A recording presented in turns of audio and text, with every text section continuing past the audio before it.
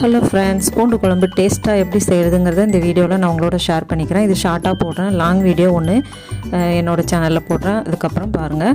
பூண்டு நம்ம தேவைக்கு நல்லா உரித்து வச்சுட்டு அதை நல்லெண்ணெயில் வதக்கி எடுத்துக்கலாம்.